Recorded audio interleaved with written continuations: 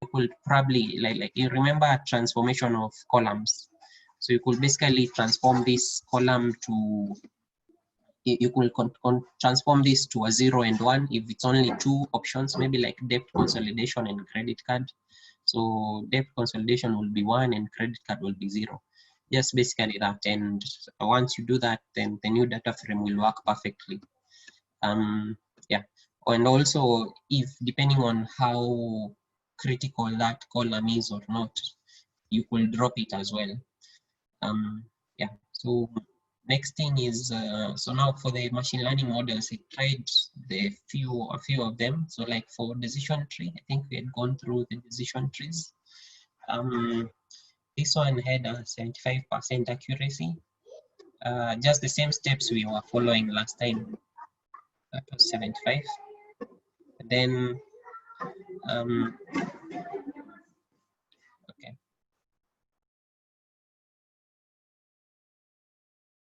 Yeah, so and then next one is on SVM. SVM performed better and we had an 84% accuracy.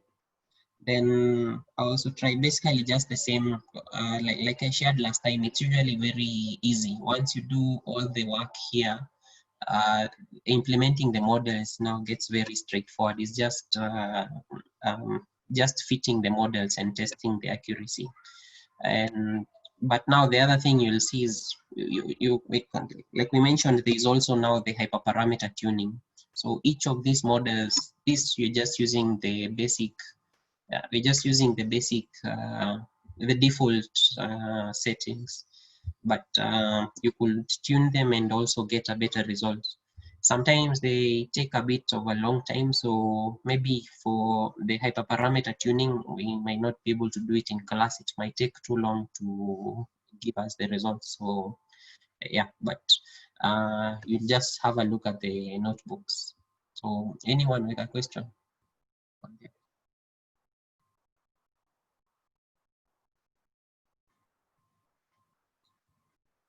Question or comment? So I've shared that notebook. You can have a look at it. Yeah. If you have a question, you just ask. Steve, just a question. I was trying to understand these values of X and Y, and I noticed at sometimes we are doing Y is equals to, say for example, the data frame and then a value, say one of the labels, and then we do dot values. And there are times where we don't put dot value. We simply just select the fields, or rather the columns we want to work with. At what point do we decide to use dot values? And at what point do we decide to specify the columns we are using? Okay, like you've seen it any here? Let me give it like for example, if we go by the what we are working on with the kyphosis, yes. let me just go back. When we are doing, let me see if I'm able to get one of the. Or when we were working with the diabetes data, I remember we did the data frame dot columns to be able to get the column names, and then for the X, what we did is we chose the columns we wanted, or you call them the labels we wanted, and then we excluded outcome, right? Okay. Now then we defined the Y, where now we defined Y to be the, sorry, we defined outcome, or rather we selected outcome as the value of Y. So then we used these X and Y variables to be able to work on the regression model. But when I was doing some examples this week, I realized that you can have the other option of saying Y is equals to the data frame, and then you choose if for example you're using y, or you want to identify y, you give the value of the column you want, and then you indicate dot values. And then for the okay, yes, for yes, the yes. X, yeah, for the X, you choose the data frame, and then you'll say dot drop, which I think you're dropping the column which you want to exclude, and then you say dot values. So how do these two ways of selecting the X and Y variable differ, and when do you decide which one to use? I don't know if my question is clear.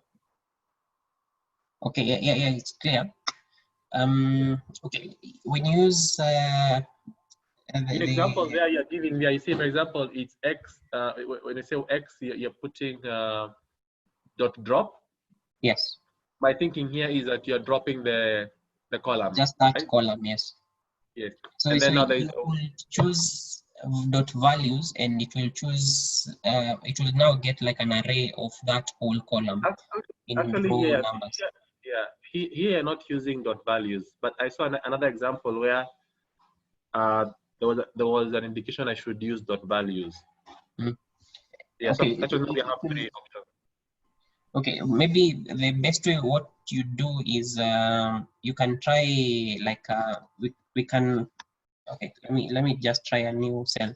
What dot values will do? It will return an array of all the values within that column. So it will basically just be the same. Here, when we do this, NumPy helps us do that in the background, but it's basically the same thing.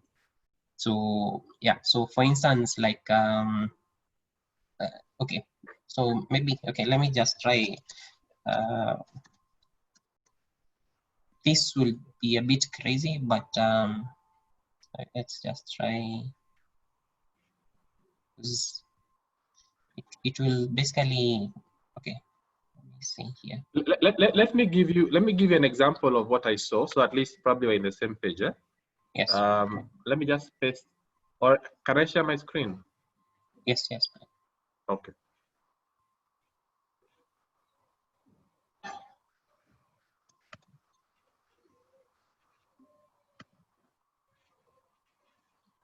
So I don't know if you can see the screen now. Yes, we can. So this is the data I was working with. So for the Y, it was actually voting data. I don't know, maybe I can just show you what the voting data looks like, so you have an idea. Yeah, so this is a voting data frame. So it has, I think this one is what we call the target, or what we'll be using Yeah. Then, so it has the party and how they voted. So it's either a yes or a no, or a 0 or 1. And then under that, then now we come to the part of defining the X and the Y. So you can see now it's the data frame voting. Yes. And then here you choose the column you want to, I don't know what you call it, but it's a column you want to exclude or to use for helping you do the model. And then here it is dot values. So maybe just open a new cell and output Y. Okay. Output Y, yeah. Or just have Y there. Y and so run the just cell. type Y dot head or just Y? Just Y, yeah. So I don't know if the data frame, so that's basically what it's doing when you, so now this is with the values, and although I think it's basically the same, because even with without the dot values, but also maybe just try. I think like I mentioned last time, sometimes with the computers you will always try and see the output. You'll understand it better when you just run it. So maybe just give it a random variable, just create a new variable. Let me create another one below. Yeah, a new cell, and then yeah, just give it without dot values. Yes, you'll see the difference. And output Y as well. Oh, remove this Oh, can I call it? Oh, let me call it y underscore 1. Yeah.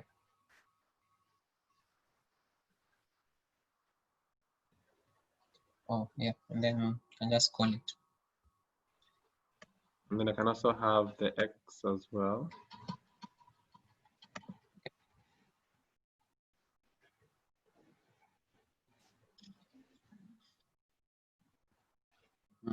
Yeah, I think, like I mentioned, the best way is just try it out. You'll see the difference. Okay, it looks like it. I don't know, but it looks like it has the same results. When I change add underscore 1. Oh, Y sorry. 1. Sorry. Yeah, it's different. Yeah, so see, this is more of a, it's more of a matrix. The other one was an array. But this one is a matrix, the other one was an array. And then you see, the other thing is like, okay, depending on which model you're using, there are those, for the values they expect like an array of that. So it's able to retrieve. So you see, this one is a matrix. Okay. Then there is x underscore 1. So yeah.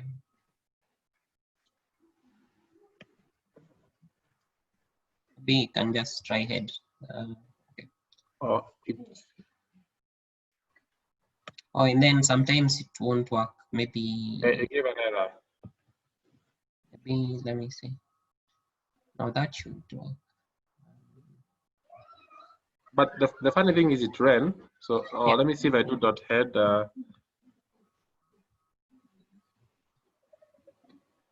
Yeah, it says x is not defined, x1 is not defined, and Maybe just run. It's supposed to be capital X when you're running the variable. You put a small x. Oh, okay. Sorry. Yeah, sorry. Thanks, Harry.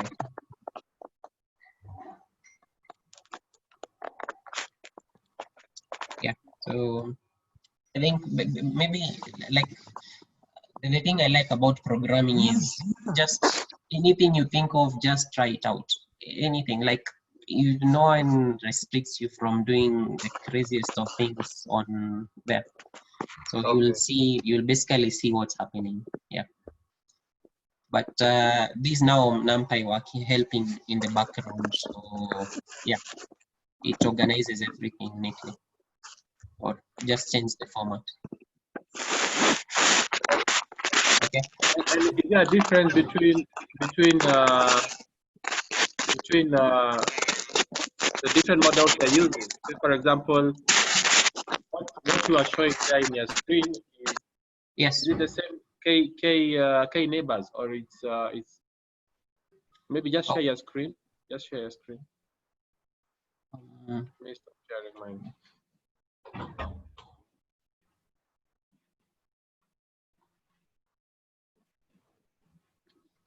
Yes, so this one here. Yeah, so this one was for which model? So, okay. Which one? This Yes. one was decision tree. Okay. So this was for the kyphosis, but down here, then I do now for the lone data set. So decision tree is still the same steps. Decision trees, the Gaussian, yeah, k nearest neighbors, all of them. For the X and Y, you're using the same. You're using the same formula.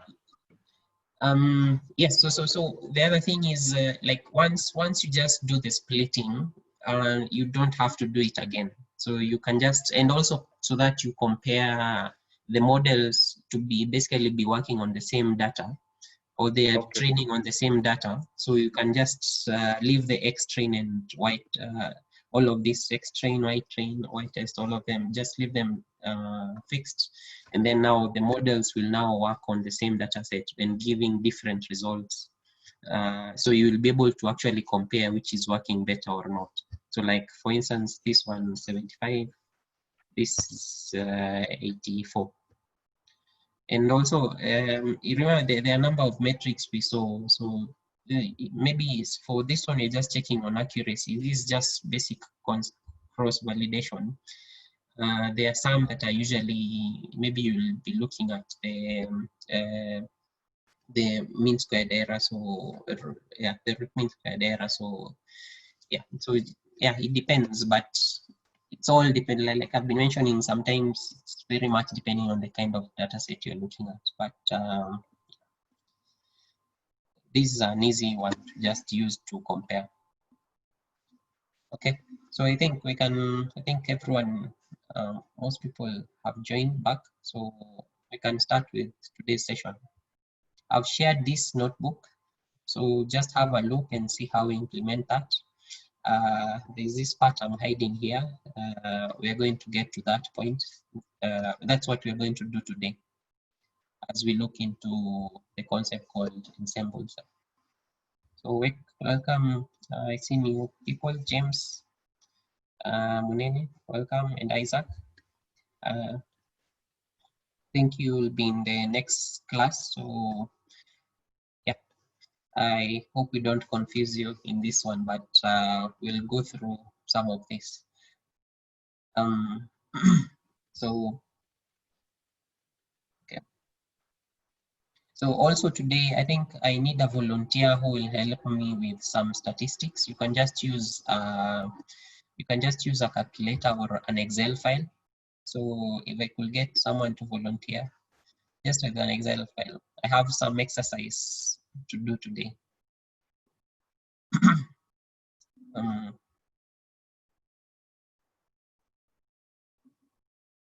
We can have someone.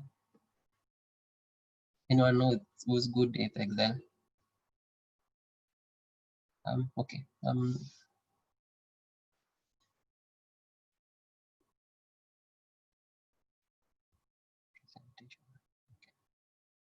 Okay, so I hope you can see my presentation. So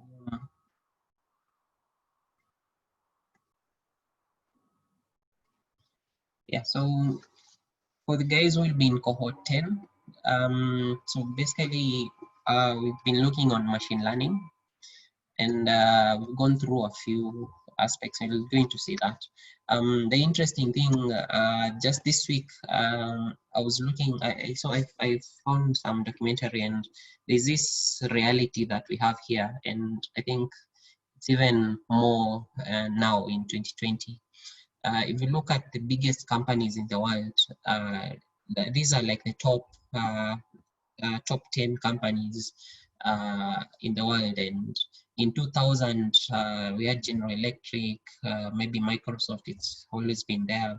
But the ones that are highlighted in the blue or the green turquoise, these are companies that are now using AI as their products. The interesting thing is, over time, these are the companies that are the biggest. Some who are completely nowhere, and you can just see what has happened. And right now, like you can imagine, even ExxonMobil, which topped for quite a long time, now no longer exists in the top. And even now, it's even worse with the oil price drop. The oil price drop that happened recently. So this might take a while to revive, and with the electric cars that are coming up, it's also maybe it doesn't look very clear for them. But you can see basically what's happening. Microsoft, Apple, Amazon, all of these companies use, they have heavy application or implementation of machine learning models as their machine learning applications as their products, and we're going to see a lot more of those. And yeah, basically, like even basically all these companies you're seeing here right now have made their owners the richest people in the world. Like I saw some very interesting joke on Amazon. If you are earning, I think around, it will be the equivalent of around 7 million per hour in Kenya since 0 BC. Since for the last 2,000 years, you'd still not be richer than Jeff Bezos. And imagine how crazy that is. yeah, but anyway, we are going to see a lot more of that, because now with software, the investment is maybe not as significant as some of these other industries. Yeah, and yeah, so that's just an interesting thing to look at and know that you're in the right path. So give all the effort on what we are doing. You may just maybe join the list here. The other thing we've been doing is we've been looking at this concept. So in machine learning, we have supervised learning, unsupervised learning, and reinforced learning. We're majorly going to look at supervised and unsupervised learning. This here is going to be looked at in the next section. Most of the applications in reinforced learning, we're going to go a bit deeper in the kind of models we use. But I think right now we all have a good picture of what's happening in regression, classification, unsupervised learning, clustering, and dimension reduction. So yeah, and here, like we've always mentioned, we'll always repeat this section. This is all that happens in machine learning. We'll do a lot of this feature engineering. So the data, like I mentioned, the data we are working with has been very clean. Sometimes you need to do a lot of work here before you even go into any machine learning models. So make sure you have your data right. And once you have your data right, that's when you're now starting, you start with the machine learning models. So yeah, any questions or comments so far? Yeah, so today we're looking into this concept called ensembles. And ensembles, it's an interesting concept, because now it basically does, it's more of combining combining several machine learning models. So like what we were doing it manually, just trying to see which one is better, which one is not. But with like we've seen with programming, you can always automate basically everything. So if instead of comparing models manually, there are actually algorithms that exist that will help you do that. So you can actually compare, or you can combine, and you'll actually now get, other than now the hyperparameter tuning, you'll get a better score eventually. So I want us to do an exercise. So you can maybe just, so who is a volunteer? Just a simple, you will be doing a simple Excel calculations. Steve, Moses, can assist? Are there any farmers in the group? Mercy has volunteered. Mercy, thanks, Mercy.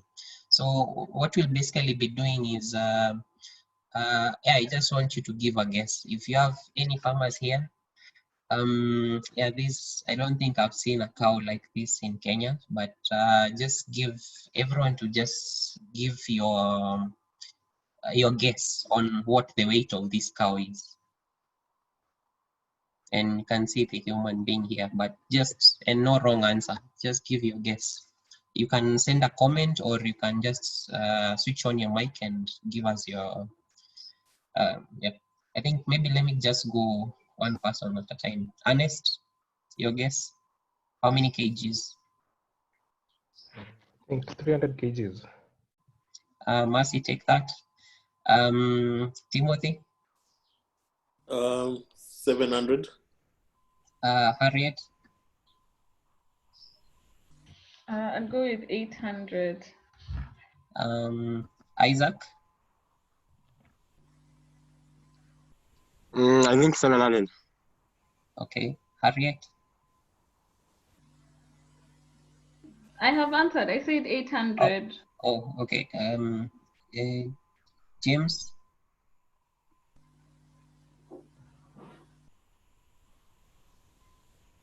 James? You can also send a comment on the chat. 3 tons. Okay. Oh, just in 3 tons. Okay, that's interesting. So, Shitemi, and also Half a Yes. ton. 400. Mercy, 200. okay. Supaki, 750. 76, 750. 750, okay. Okay, so maybe Mercy, you can just tell us what, and Mary as well. Mary, 50 kgs. okay. Okay. So have we left out anyone?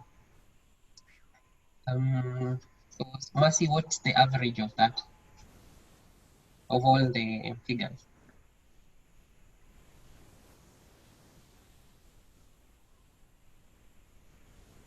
Can just give us 800. 800. 8.75, yeah.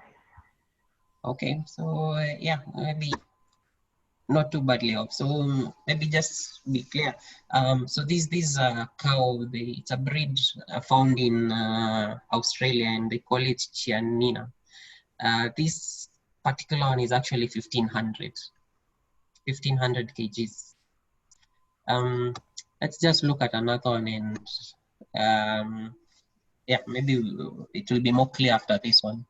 So we can just do the same thing. So these, what was the average that Mercy got? We've got an average of 800 kgs.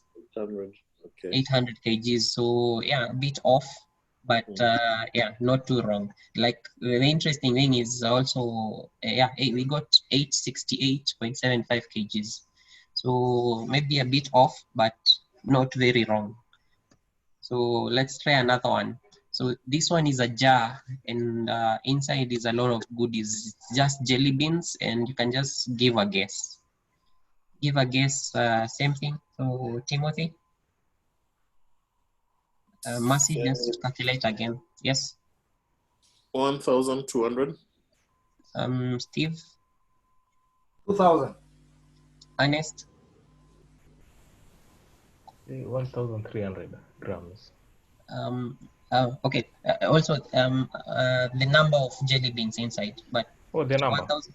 Yeah, the number of jelly beans inside the jar. I can say about 800. Okay, Harriet. What is the size of the jar? Because it could be anything.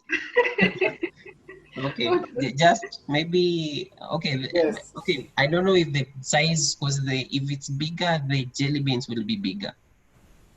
So it could be just maybe the size of a thermos. The size of a thermos. Yeah, thermos is okay. The size of it's as tall as an A4 paper. Okay, I'll go then with 2,000. Ernest.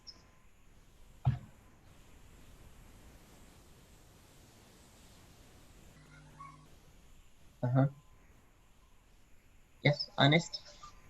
Oh, it's 500. Harriet. Okay, Harriet, you've given us. Harriet. Yes, I said 2,000. Okay. Oh, I think you have two accounts open. Okay. I do. Isaac. I keep seeing. Yeah, I'm seeing two accounts open. That's yeah. Okay. Next, Isaac. 2,500. James Munene.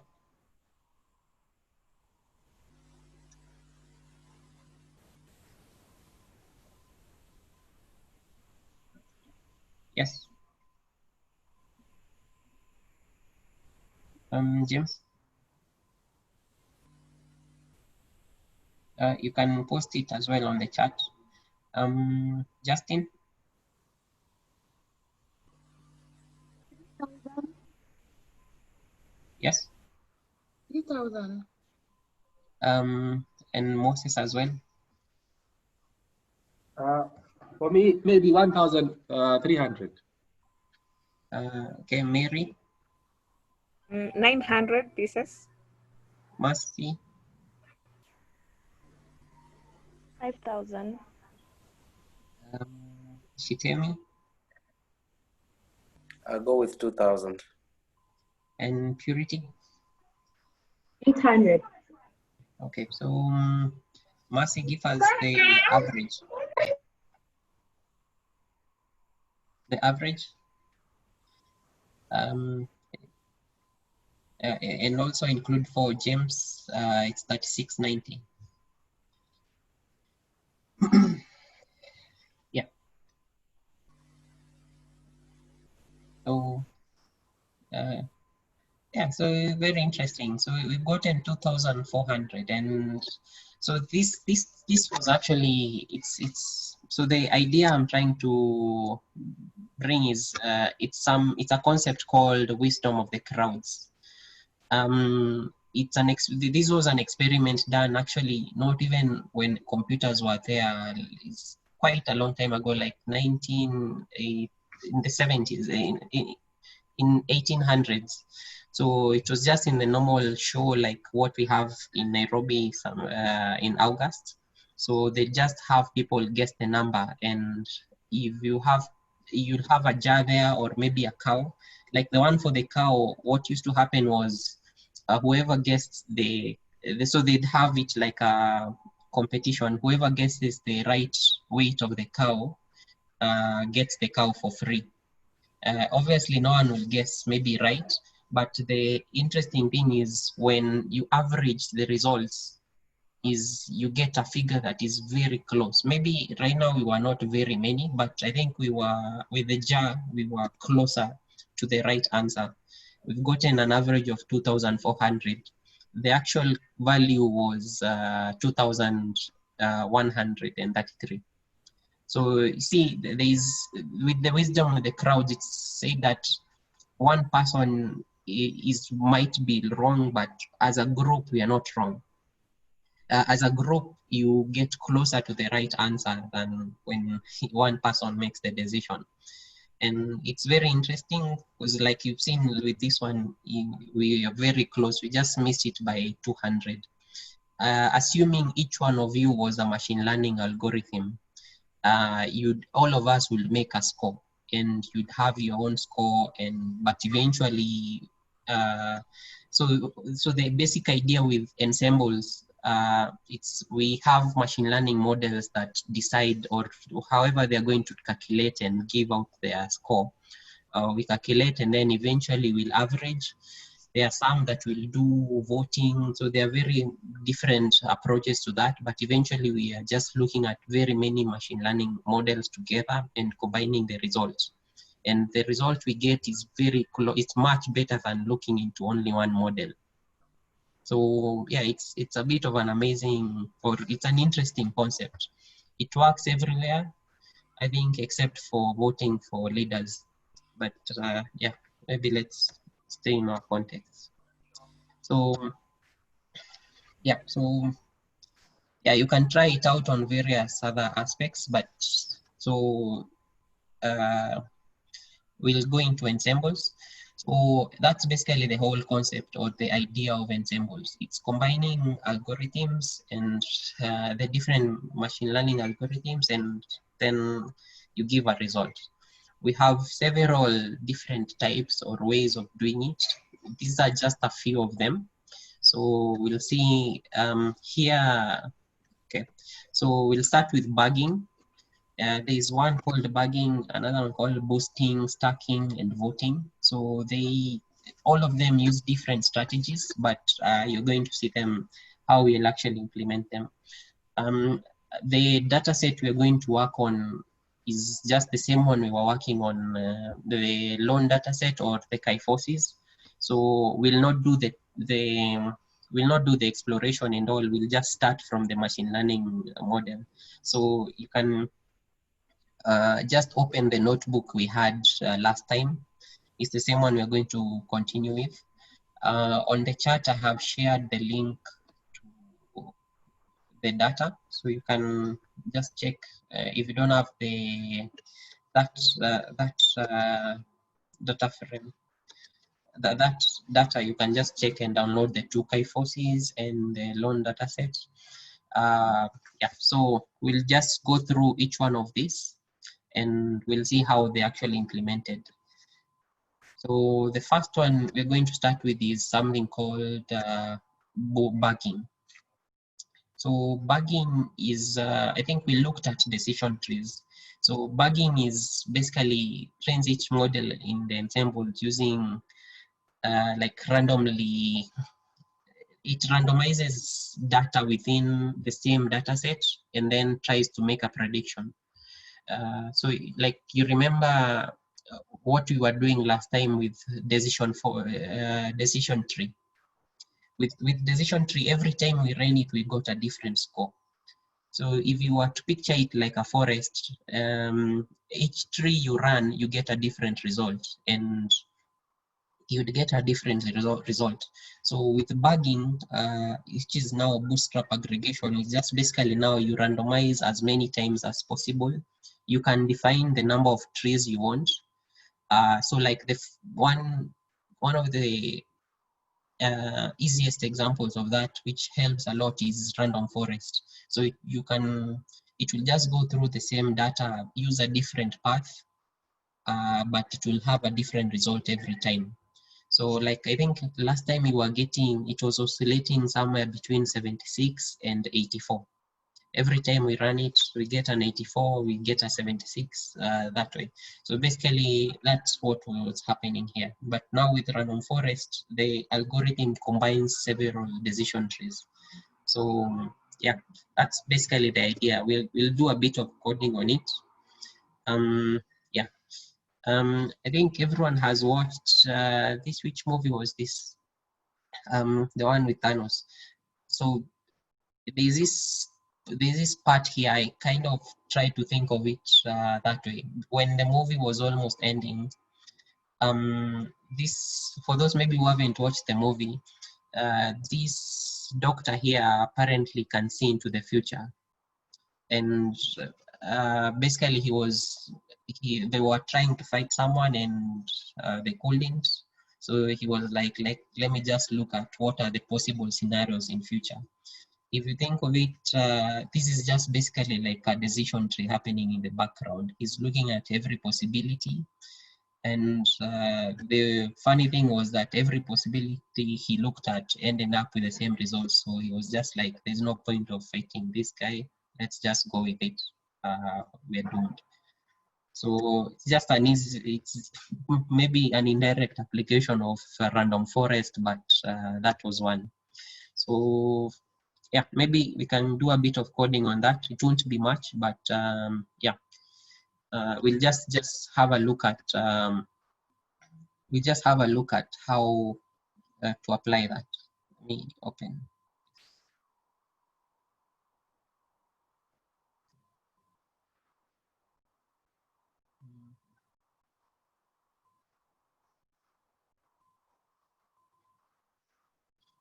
Okay, so we just open your notebooks.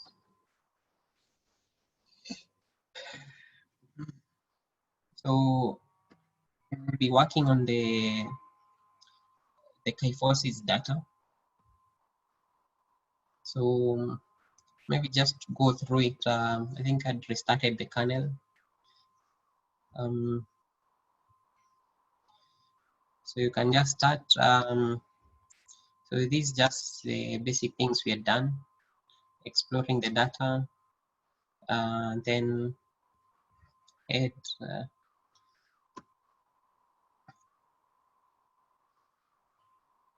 So next thing, first time we did it with a decision tree, which is what I was talking about right now. Every time you run it, you get a different result. See, like right now I'm getting 76. And then I run it again, I get an 80.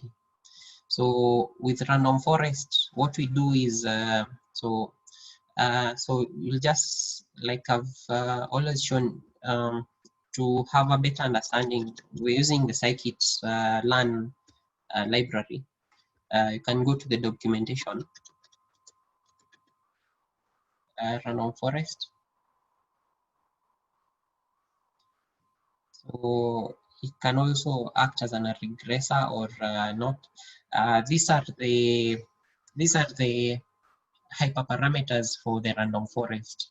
Here is the number of trees that you decide on. So like on default, it's usually at 100 trees, but you can do a loop and draw and actually see how many trees are actually, because you might maybe add 1,000 trees, but they're not giving you a different result. So and then these others might be similar to what you are looking at with just a one tree. Yeah. So, and how to implement it, you can find an example here. So one thing you have to, okay, we can, that's the same way we were doing here. So these are the libraries you need. So these two, you need these two, yeah. So once you do that, we had already done the X train and Y train. X train and Y train and the data for testing. So once you do that, then you create your model. So the same way we were doing it here. So you'll just come here, can give it any name. Yes, someone has a comment. Harriet. Okay, I've shared the link, Harriet. Just check on the link. They should be that. Okay, it's under. Just have a look here under this folder. Which folder? Under which folder? Under this folder here, it's called classification, and then go down to decision trees. You'll find kyphosis. I can copy them to the main folder.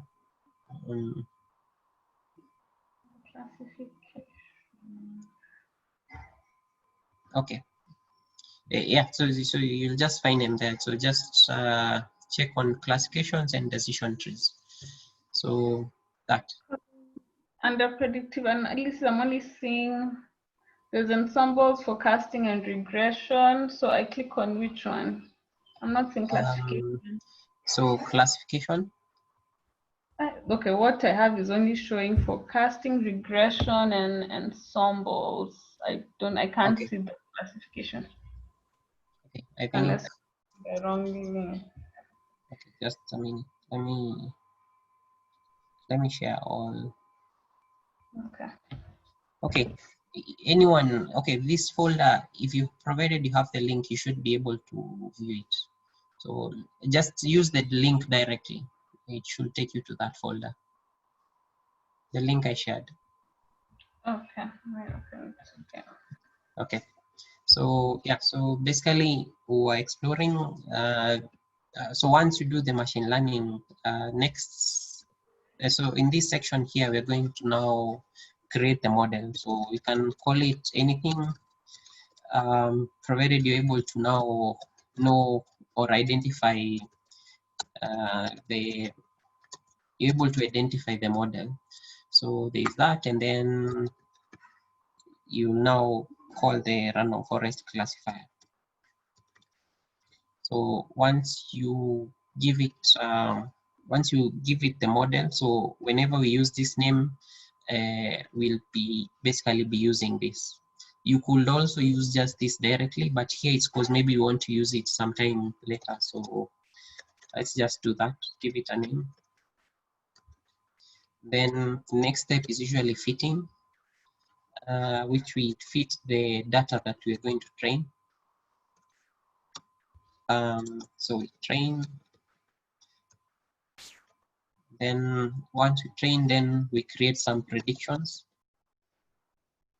This is also a variable name. You can call it, you can give it any name. Then, so you now give it an array of the data we had separated for testing. So maybe for the guys who are not in last time, and also for cohort 10, this section here, we always, once you have a data set that you are using on a machine learning model, you have to like separate and have, you separate. There's this library here we call test tests and split. So it will basically split our data for us into two, and we'll have some sample that we are going to use for training and then another one that we are going to use for testing. The one we're using for testing, we already know the results, but here we are creating the results, and then we'll compare with the actual results. So that way, it's like I was giving an example of what we do in class, maybe basically all classes across the different institutions. You'll be taught in class, and then in the exam it's not the same thing that was in class, but it's similar, and you can apply what you learned in class and you're able to get a score. So basically here is the same thing. We're training the model with some sample and giving it an exam, and so this is the exam. So it will make the predictions, and once we make the predictions, we can even maybe just output the results and see what happens. Yeah, we got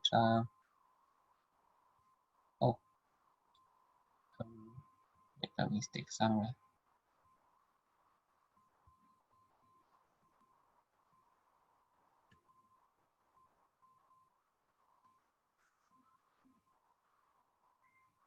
It should be this one.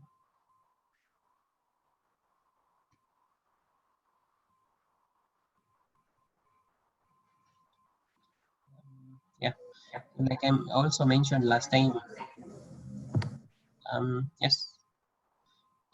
Yeah, sometimes, yeah, you'll always get the bugs. So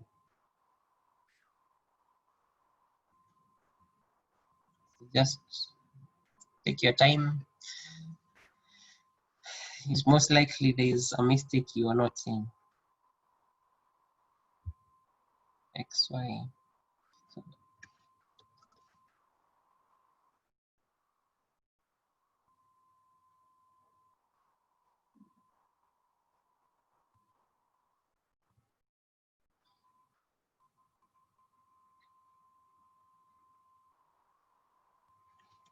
okay.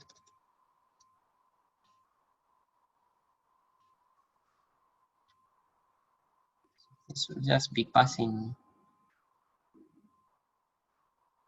Okay, there is something happening here. I'm not sure what it is, but let's try that.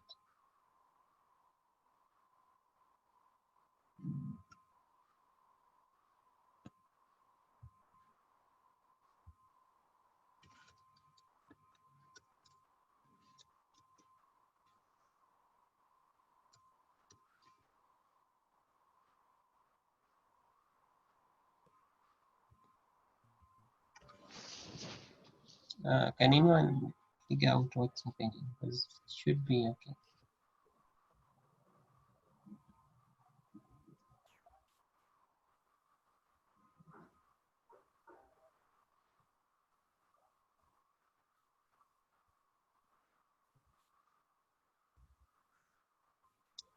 Okay, maybe as I figure out this, but okay, it's the steps we'll follow are basically the same as we did here. I don't know. Let me see what's wrong, because or should be in this form. But basically, what we'll do is we make the predictions just like we did in this section.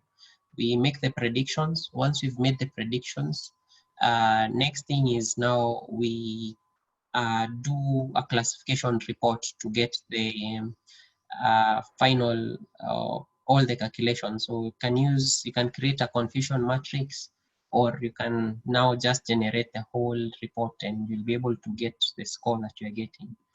So with random forest, let me maybe just try it out as I check.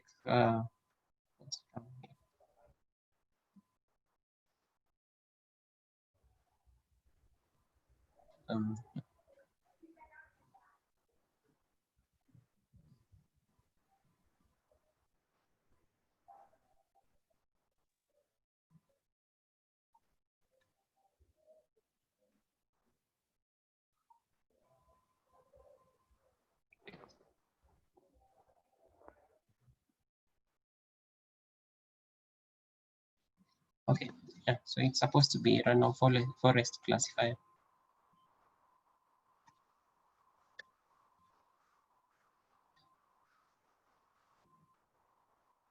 Okay.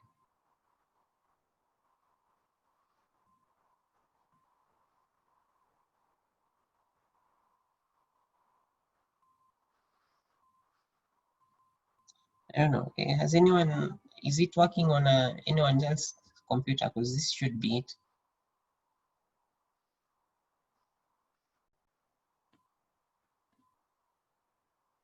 Anyone?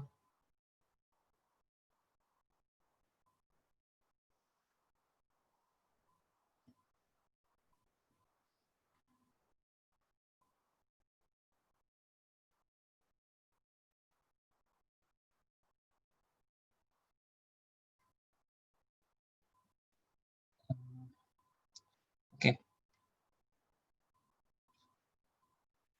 Okay, maybe we can just move to the next step, because let me just check out what the problem is. But we can just move to the next section here and see what's wrong.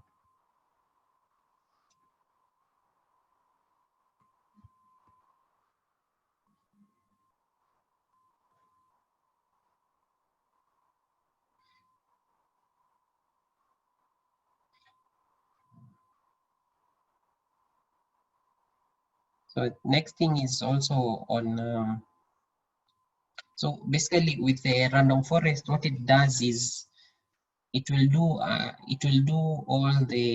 will try several forests, and then if the several trees, get the results, and then eventually average out the results. So just the same way we were doing with the wisdom of crowds.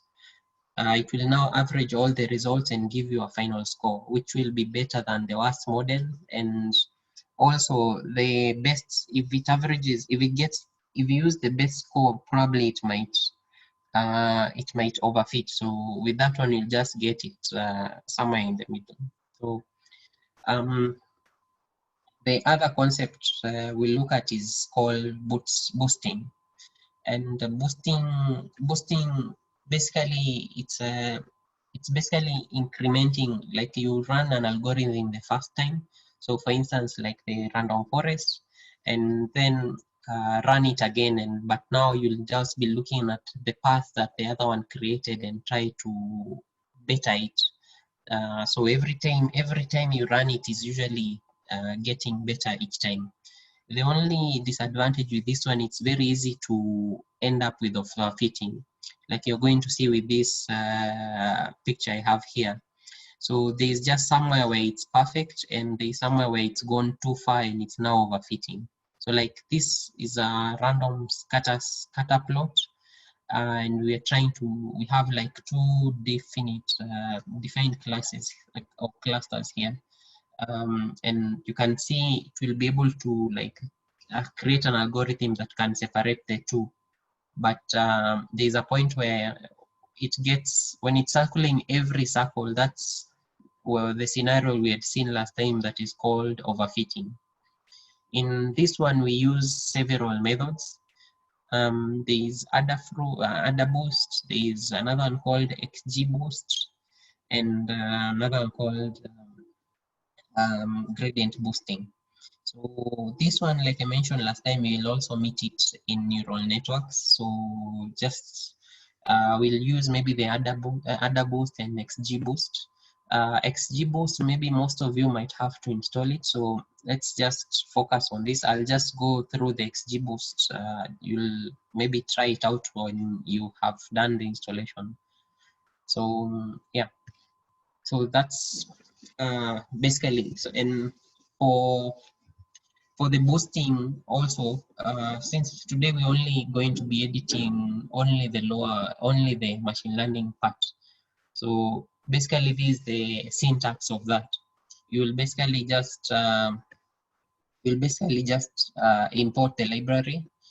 This one here. So from sklearn, import AdaBoost, and then after that, you're going to tell it which machine learning algorithm you're using. So for instance, this will also be very much similar to doing a random forest. But now this, you'll tell it maybe you're using a decision tree, and then it's now going to go through this same idea. It will emphasize on each time it's doing until it gets as good as it can. So yeah, and then there's also a gradient boost. So yes, there is someone with a comment. Thanks, Ernest. I'd like to see. There's this very good joke in computer science that people say it's working on my machine, but it's not working on yours. So yeah, sometimes it happens. It might be, sometimes it's usually, it might be maybe some updates you've done. So it might be some updates you've done, and that could be the result of it might be some updates you've done. So and it happens, we have bugs in updates, like this week I think we have a big one on Windows. But yeah, but maybe let me just try it right now, because we'll also use it here again. And then there's also XGBoost. XGBoost is also a very interesting one. It kind of performs better than this, but maybe depends on your application. But just check the algorithm, we'll try it out. If you try import and it doesn't work, we need to install. I'll show you that code right now.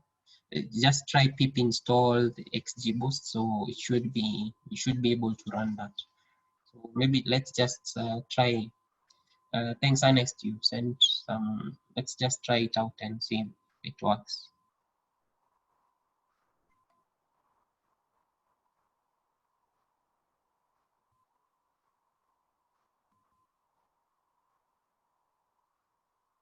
So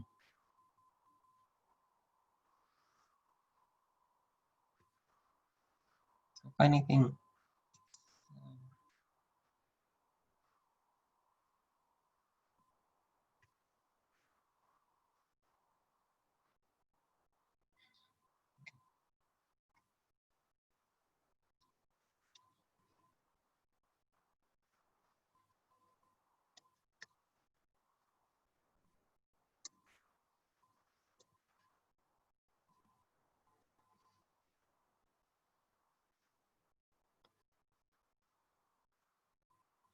So Ernest, just check, make sure it's exactly as.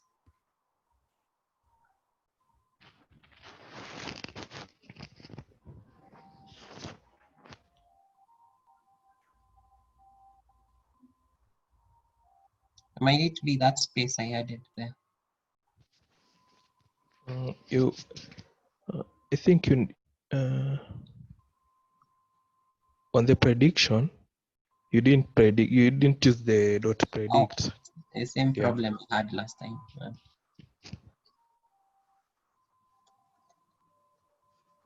Yeah, okay. Too early, so.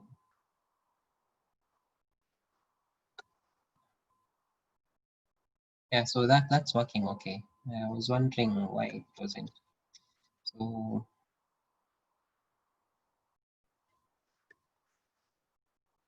yeah, so basically these are the predictions now it's made, and once you do the predictions, we just following the example we did here, you can just create the final report with the predictions. So make sure you have the correct variable for the predictions you've made, and yeah. So yeah, also the other thing I think we can try with this one is the number of forests you're using, because maybe the more you use, or you be using, like you remember for this one we were using just 2, and it's basically like it was oscillating between a 76 and an 80. So if you use very many, since it's doing an average, it will tend to go lower. So that's why I think, like in this example, we've seen the result is going much, okay, maybe it will go lower, but also it's randomizing differently. So in this one, I've used two trees, can try use 5 trees, but just know if you get to the limit of it, now your score will now start going down and won't get better. So yeah. Okay. So like this one, I think it should be probably 2. You'll get the best score around there, or 3. There's what we were looking at last time with the hyperparameter tuning. Depending on how this will be like one of the parameters you're trying out. So you try all different possibilities and get the best score possible. Yeah, that's depending also on the data set you have. This will get a little bit, you could get a significantly better result with random forests than when maybe with other models that we use. So maybe we can just go next and try the adder boost. So with adder boost, like I said, it will just now try, we'll just be basically just trying the new model. So for adder boost as well, it's still within the same library. Then adder boost. So this is what it's called. Then also with adder boost now, okay, you'll basically just give it the classifier you're using. So next thing here, so it's very much similar to here.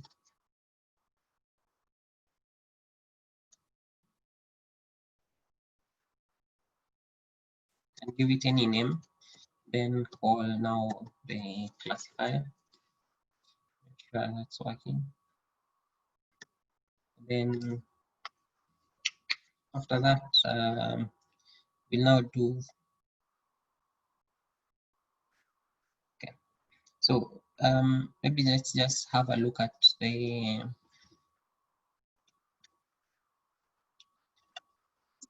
Just like we had looked in the presentation, you have to give it the algorithm you're trying to test on. So for instance, okay, you can just look at the syntax. So the first thing you give it is the base estimator, which the base estimator is now the machine learning algorithm you've decided to now add the adder boost on. So for instance, in that one there, we can add maybe, we can add the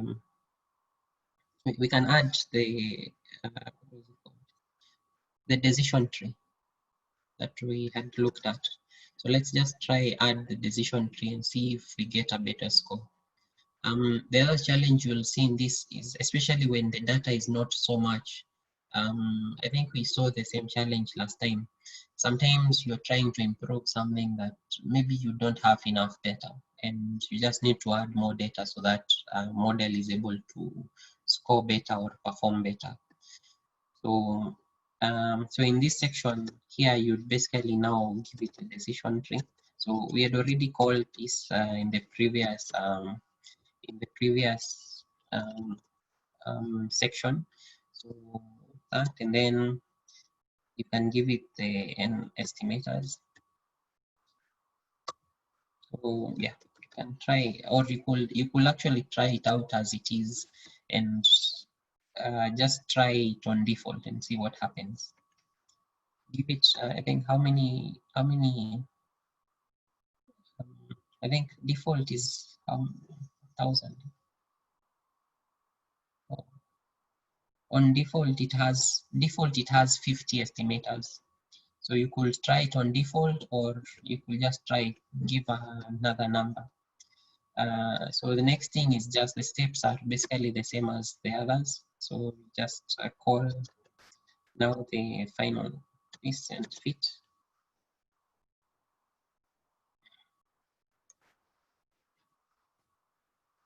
X-train, Y-train.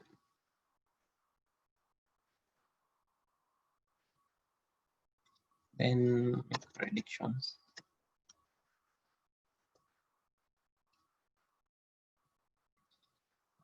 Maybe we can try, let's call it.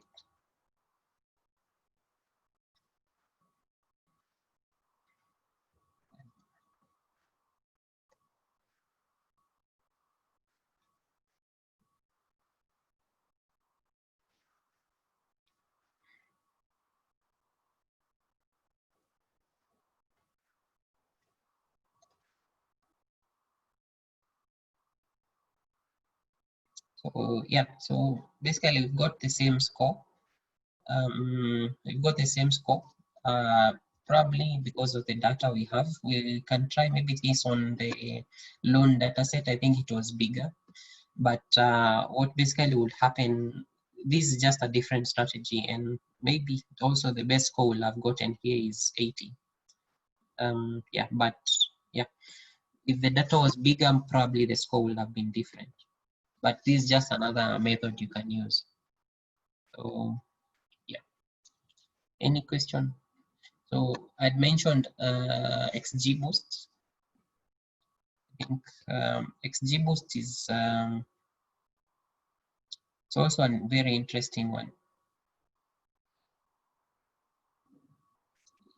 It's not under scikit-learn. So, but you can actually, it's on a different, it's a library developed by different group. So you can just do this pip, that is on your command prompt, like, oh, that's probably like, okay. Yeah, so pip3 install. Pip is the package manager for Python. So yeah, so just use the same. XGBoost is not in caps, so XGBoost. So once you do that, it's going to, I had already installed mine. So you can just follow that, and then the syntax is basically just the same as the previous one. So you'll give it that, and maybe you'll just basically call this. You'll call the library, call the classifier. Once you call the classifier, then create this. Call the model, and then make the predictions and tests. Maybe someone can be doing this in the background as we look at the other section, and tell us if you get a better score with XGBoost. I think not everyone maybe might have had it installed. So just try it out and give us a score on that. So yeah, so we've looked at those two, bagging and boosting. So like you've seen, boosting is good, but it can, or basically both of them have challenges, and you need to know those their weaknesses, so that when you're using them, you be careful not to maybe overfit. Like with random forest, since it's doing the average, it tries not to. The model that is going to really score too high will now be brought down, because now you'll be averaging everything else, all the different results. So this, you'll see it will handle overfitting very well. It will make sure that it does not overfit. Boosting, like you've seen with this image, it's very easy for it to go too much, or like if you're not careful with your algorithm, will very easily go too much, and you'll end up with an overfitting. So yeah, just know these are the weaknesses of both of them. Try balance them out as you're trying them out. As you're trying them out. Any question so far? Today's class will not be long. I think we'll just try avoid guys getting exhausted. So yeah, so the next thing is stacking. So stacking is also it's one of the methods in Ensembles, and it's basically, you basically give all the algorithms that like you remember, even the example we were doing this morning, you try different examples, and then once you try different different machine learning models, then you try see which one best scores better. With stacking, it does the same. So you'll give it all the possible machine learning algorithms you want to try out. And then once you give it out, it's going to average out the result and give you the final score. So it's similar to Bootstrap, it's to be similar to boosting, but now it will be doing that on all the algorithms that are there. It will be doing that on all the algorithms that are there. So yeah, so just yeah, so it will be doing on all the algorithms that are there and give an output.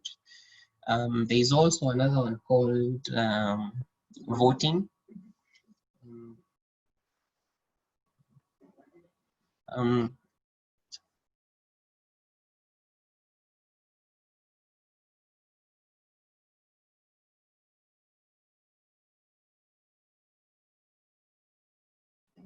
So basically it does just like we were doing, it basically votes. So, and there are two different models. It will do hard voting and soft voting. It's similar to stacking. You'll give it all the different models you're choosing, but now it will not do an average. It will do a vote. Whichever scores the best, it will take that up, and it will take that up as the best score or not. So, and this is the algorithm for it. So you'll just basically now call all the algorithms that give variable. Maybe these are just the different algorithms that you have, and then for the syntax of voting, you'll now give it the final. You'll give it all the estimators you're trying to use, and then you'll specify whether it's hard or soft. And for hard and soft is basically what they are doing. Yeah, so for hard, it will just do basically whichever model scores the best, then it's going to do that.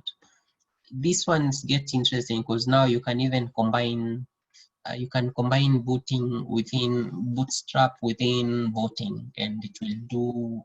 You will basically end up with a really good score if you now start combining all of this. Yeah. Any questions so far? So we can go back to coding and we look at these two, stacking and voting.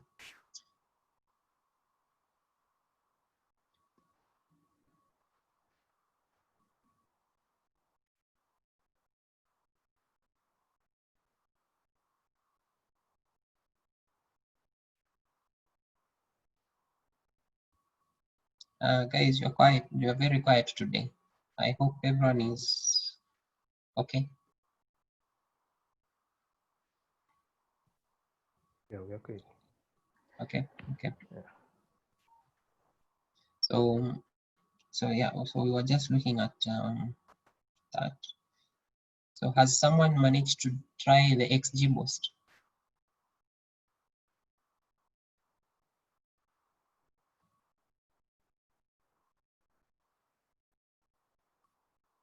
Okay, so from this section, so with the I call it stacking. So stacking, like we've seen, is basically a combination of the different. It's a combination of the different algorithms you have. So still on the same library.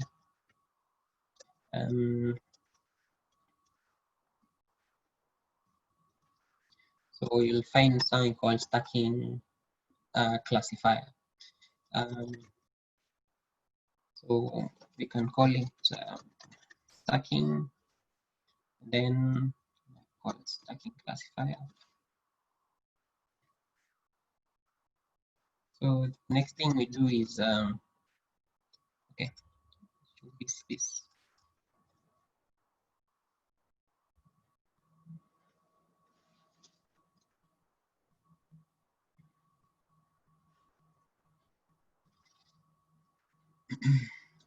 So after this, you have to actually in this section you can give it all the you now specify all the estimators that you're trying to use. So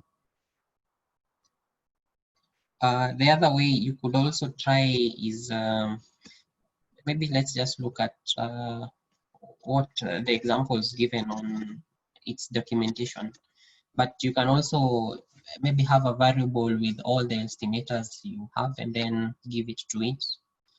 Give the stacking algorithm all those. So this is stacking. So from this documentation, you see so this is just basically it.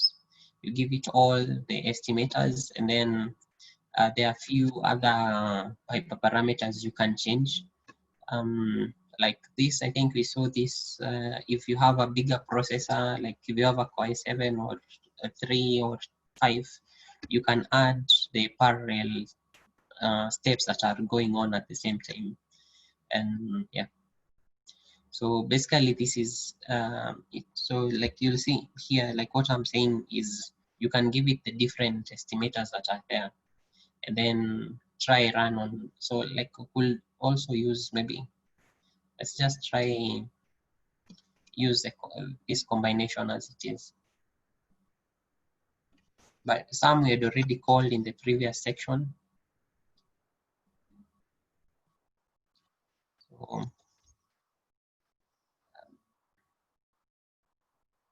So once you call, once you have all your libraries there, you create the estimators. This is just a variable to hold all of them.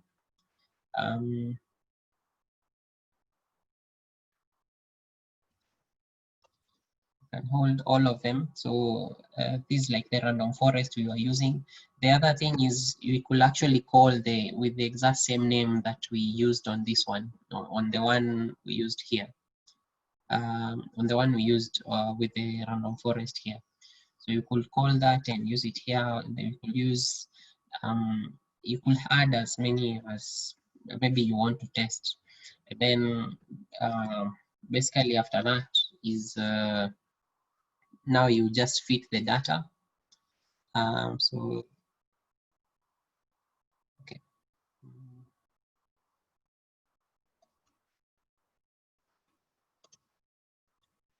Okay.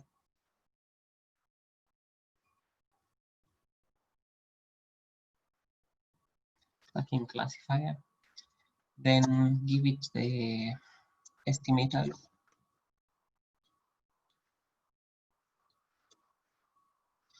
So these estimators here they're just the same ones we've created here. You can add as many algorithms here as you wish to add, and yeah, you'll be able to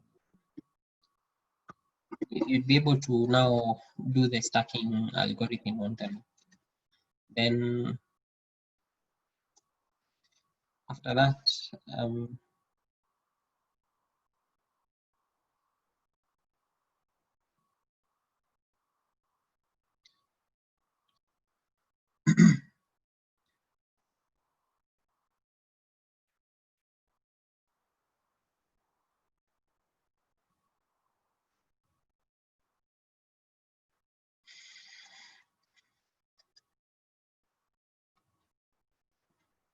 so same as we were doing in the other ones,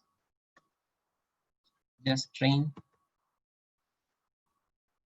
X train, Y train, then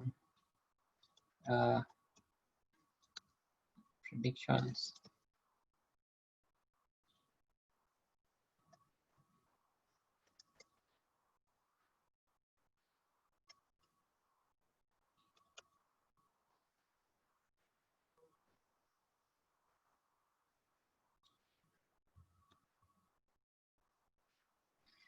Make the predictions.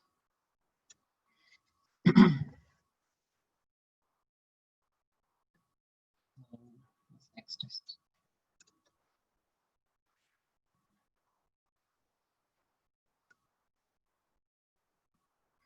So remember, this is just the same as we were doing in the other one here.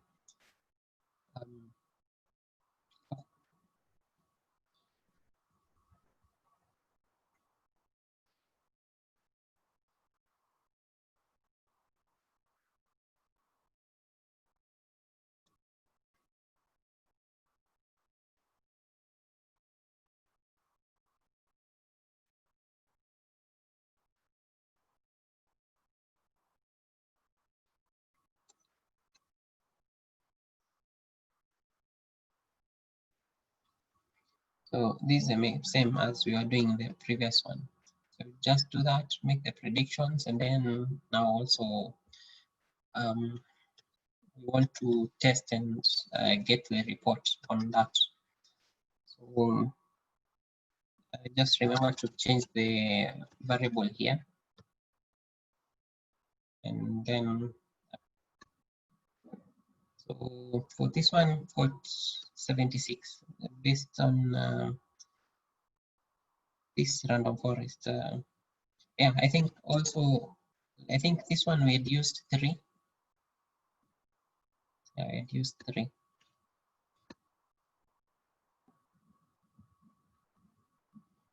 Yeah, so basically, based on the estimators you have here, it will check on all of them and you'll get the one with the best score. And that's what it's going to use. Any questions? Okay.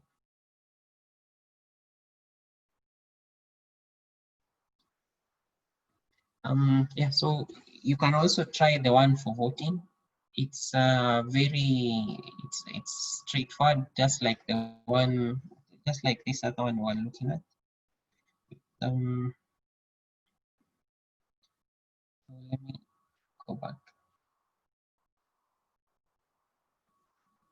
Yeah, so voting as well, it's very straightforward. It's very similar to stacking. You'll just give it all the estimators here. Once you give it all the estimators, then it's going to just check to vote for the one that vote for the one that has the best score. Stacking does the average for all of them. I think that's why we got a lower score. Yeah. So also with all of this, I think we had looked at the hyperparameter tuning. This is a very interesting section. It, however, does a lot of, it takes a lot of computational power and time as well. So just check on this, especially just check on maybe like the first 4 of them.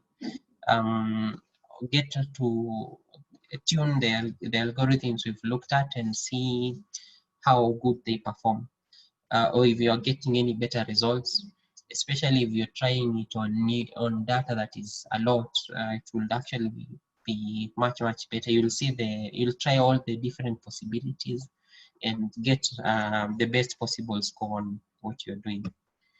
So any questions? Any questions?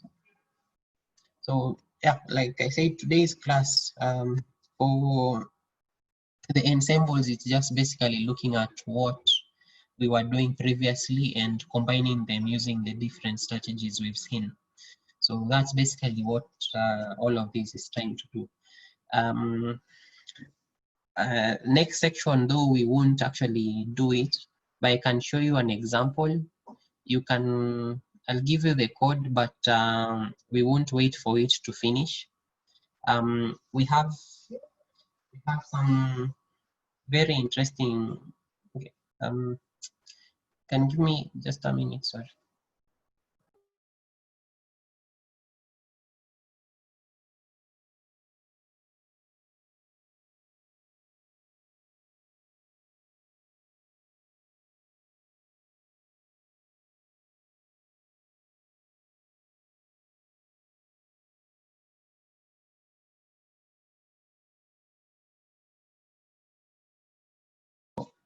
There's this concept that's been coming up. It's not very old. I think sometime from 2015. So as you've seen, maybe with machine learning, it's gotten a lot of jobs automated. But now there is another concept called auto machine learning. So this one would actually be even replacing the machine learning experts. And like we've seen a lot of steps that we have to go through. With auto machine learning, it's I just basically call it madness, because you with auto machine learning, it's a function that now combines or does basically every possibility. So like from feature extraction or feature generation to choosing an algorithm, choosing hyperparameters, and then giving you the results. So this basically you will see it's just one function you'll call, but it does in the background, it's doing all the steps we had looked at here. It does all these steps here.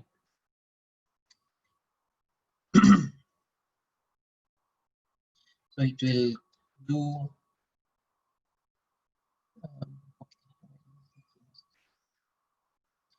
so all the steps in this section. Auto machine learning automates all of these steps. It kind of questions even maybe what we were doing, because now all of this has been automated. Because now what you do is just have your data, and this is something most of the big companies like Microsoft and IBM are doing, so that everyone is able to use maybe machine learning. They now create, you just have a platform where you just put your data and it does all the processing or all the teaching and learning in their machines, and then it just gives you the final output. And you don't even maybe have to know what it did in the background, but there are those that actually show what was happening in the background. So it's a lot to take in. You can look at it, and it's now a very concept thing, because what happens in the background is a lot, and it's just a lot of things happen, because it's trying every possible algorithm. And there are different companies that have this kind of solutions. There's this one here called H2O. It has a very interesting algorithm. You will even be able to visualize what it's doing in the background. Even on the data set we have right now, if you try auto machine learning, it's going to take several minutes or hours depending on your processing power you have. So there, all of this you can use. This TensorFlow, basically all the libraries that we can use in machine learning, all of that. This is an option that's now available. So if you don't want to do all the hard work, this is an easy one you can pick and use. Any question on this one? So in the notebook I've shared, in the last section, you'll find an example on auto machine learning. So you can try it. Maybe best one will be you try it on Kaggle and leave it to run there. If you use it on your machine, you'll actually you'll hear the fans go crazy, because the processor will be working 100% for quite a while. But you can try it out and you'll now get the actual best results, no matter, there's no other, it will go through every possible combination. I think that like the other section we're going to look at, this will probably be in a different, in an advanced class. So with neural networks, this is where most of the developments you're seeing in, most of the big developments you're seeing in machine learning, this is where they are happening. It's quite interesting. There are a lot of complex concepts around it, but maybe when we go into that, you're going to see it. On this PPT, I have shared a video within that. There's a link, there's a link in that video, in this PPT.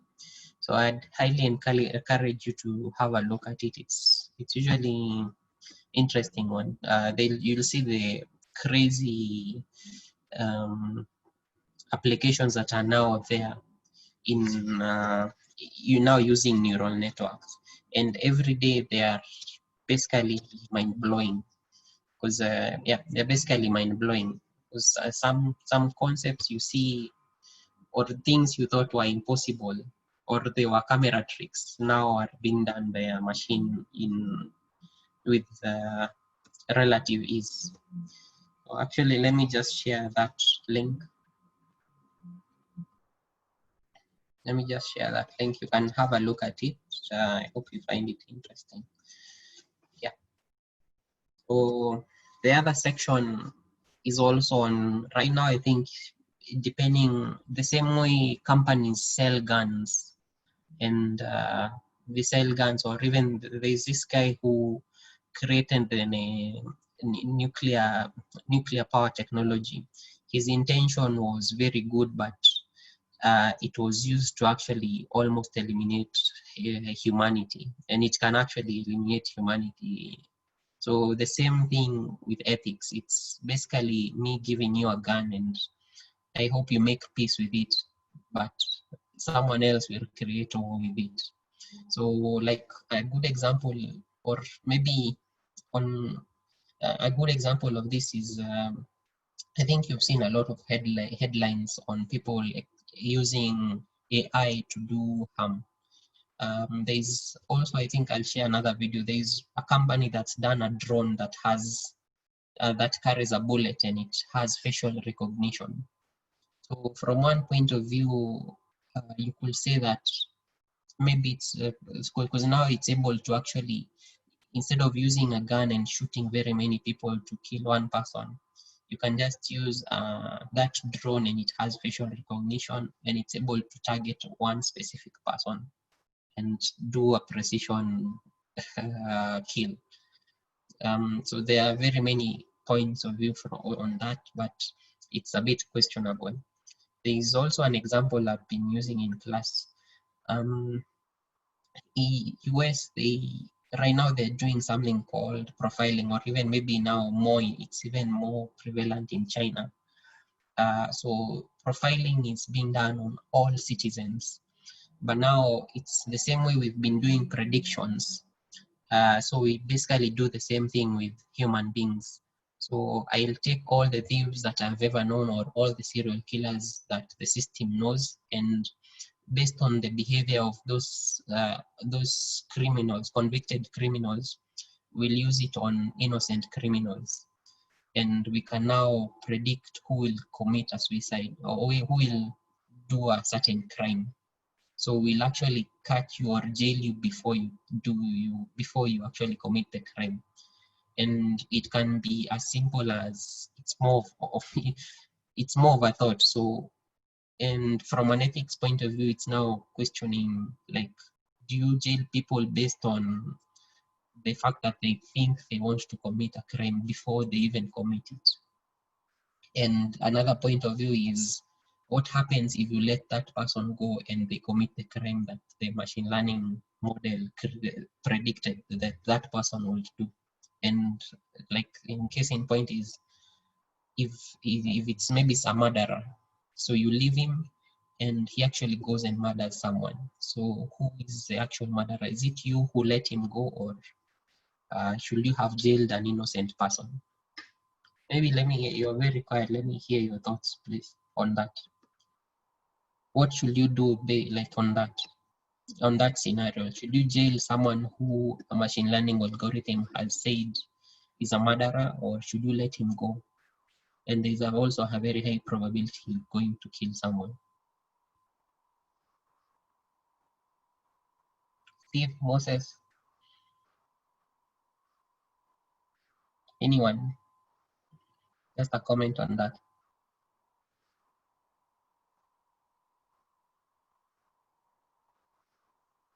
Purity.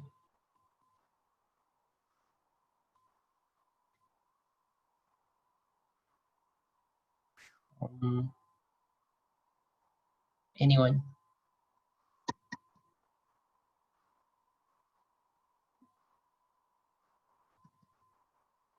Okay. Yeah, so those are basically various things we have to struggle with, and I think they'll even get worse with time. Right now, there's a concept called deep fakes. Look into that and you'll be shocked into what future we are going into. So yeah, and it's also a result of machine learning. So just I hope the course has been interesting. You've learned a lot, and you can do a lot as well. So hopefully, maybe we'll meet in the next section. Things get thicker, but also more interesting, and it gives you a lot of power on your side. So I think Timothy, you can take over from now, unless there is any other question. Yeah, thank you, James. I'm sure you've all benefited a lot in this journey. So I wanted just to give a round of applause to James for taking us through this very difficult time of learning coding online. I know it's never the easiest way to learn a new skill, but I'd also like to congratulate you for braving the changes. Yeah, I know we only had 2 classes, face-to-face, then you transition to online. But I think you've braved so well. So I'd like to congratulate you for the resilience that you've shown, and the consistency that you've all shown throughout this journey. Yeah, so I think as we wind up this journey, I wanted just to take you through some of the resources which are available to you. Yeah, because there's something we call lifelong learning, which means that you actually continue learning beyond what you're learning in class. And that's the best way to entrench these skills in your personal career.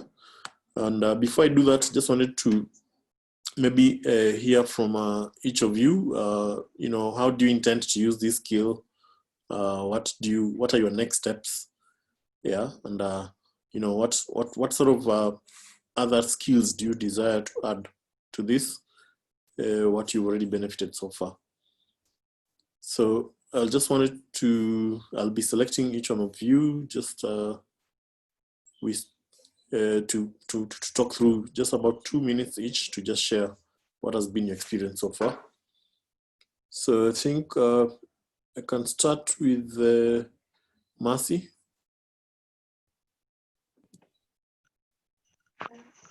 Thank you for taking us through the whole session.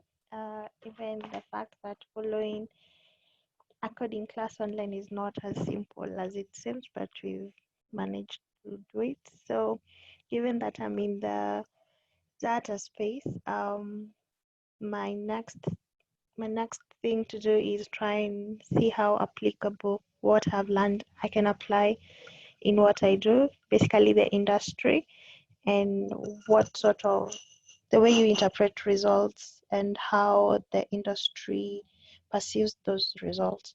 So that's what I intend to do in the next couple of weeks. Thank you. Yeah. All right, thanks, Mercy. Now we can move to Ernest. Okay, yeah. The classes have been enjoyable. I've learned a lot. At first, I was struggling to learn before, but now I'm good. And so my next step is to go to AI and machine learning in depth. Yeah.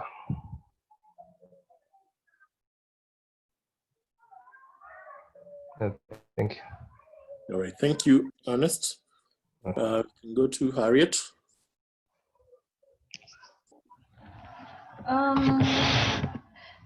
Thank you. This was a very good course, quite eye-opening. For me, it's been challenging, especially juggling work and the lessons, but it's okay. So I still have a lot of learning to do. I still have to do quite a lot of practicing, but that's fine because that is only because this is something that I really wanted to get into. For me, the next step is so that for my current job, if it will add a lot of value to what I am doing, because I do a lot of analysis in my current work, but I do it mostly on Excel. So this will give me another angle, and also to be able to make me do much more than what I can do on Excel. And then also the course will make me more marketable, because now I won't be focusing on a specific industry, because data is everywhere. You can find data everywhere. So for me, that's what I'm taking out of it, and those are my next steps. Thank you. Yeah, thank you, Harriet. I think Mary, you're next.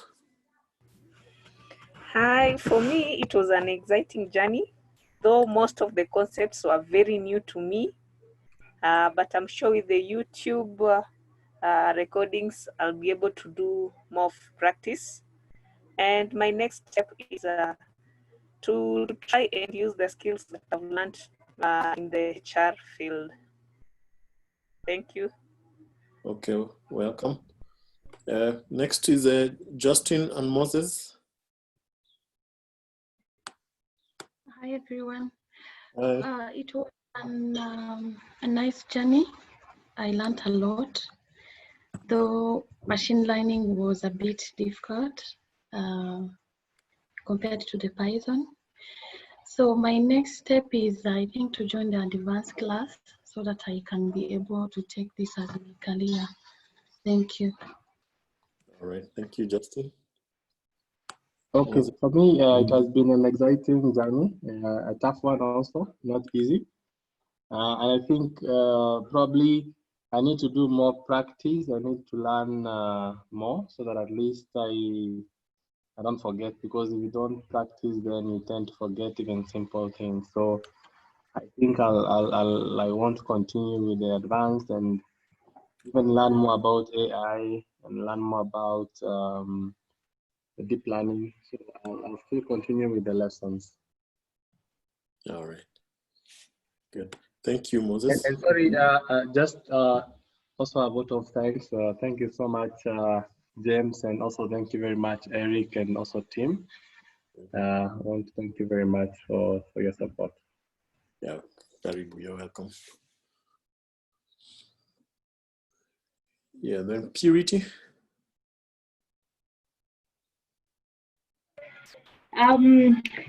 For me, it's been an interesting journey. I'd say Python is better than the other programming I've done. So that was good. For me, basically, just to perfect the areas which I didn't get the full aspect of them, and then also just grow into the career. Probably do the advanced skill set at a later date, but also just perfect what I'm currently learning. Okay. Good. Thank you. And finally, Stephen. Thank you, Timothy. For me, it has been a good journey. Mostly given that this is what actually we do in the office, and having a team of data scientists. So the issue is first. My first thing was, first of all, to get into Python, so that and then the predictive bit, so that at least in the office I'm not being conned. Yeah. Then I think the next step for me is now progress on the other one.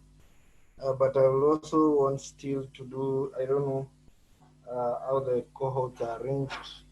Yeah. I also want to get a bit of the engineering bit, okay, so that from the job, the workplace, you can be able to deliver solutions and innovations that are not, that are not currently there, and you can be an industry leader. Yeah. Yeah. Yeah, good. Thanks. And that's what I wanted to share. Just what are your choices and options?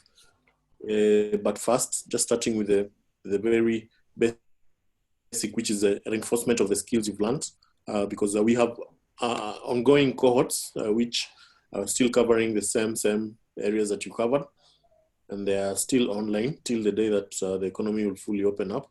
So if you feel like you missed a concept or you'd like to just refresh yourself, always feel free to reach out to me or Alice, and we can add you to any of those Zoom sessions, yeah?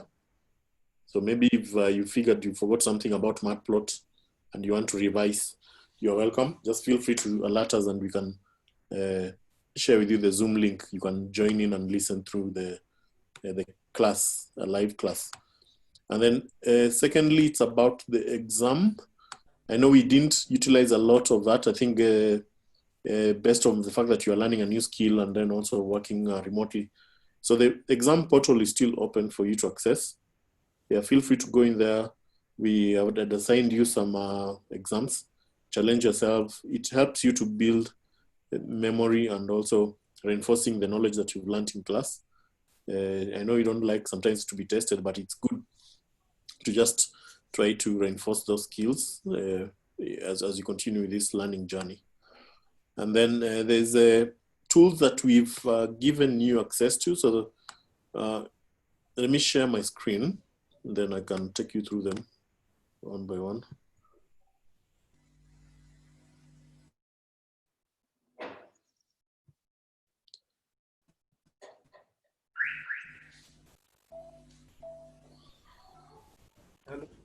Yeah, so I don't know, you're able to see my screen? Good. So there's this first platform, it's called the 4IR Club. Yeah, so what's this club about? So data science sits under a group of skills which are requisites for building your resilience to survive this fourth industrial revolution. So we've formed this club, and this club, one of the things that it seeks to do is to build a network of knowledge sharing to the members so that they can be able to continue learning and keep themselves engaged with emerging themes.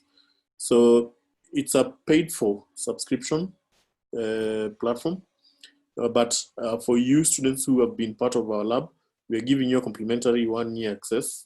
You can log in there. So these are the things you'll find. So when you become a member, we'll be having access to some monthly topical webinars. We have some free online courses. I'll be showing you a Moodle platform that we've created with the e-learning content. So part of these classes that we've gone through, we'll open up a few of them and put some sections of it. So those ones who've not been part of this lab will be paying, but for you, it will be free. We have a portal that we're creating for job openings and job placements for data science talent. This is together with our partners in South Africa and in Europe.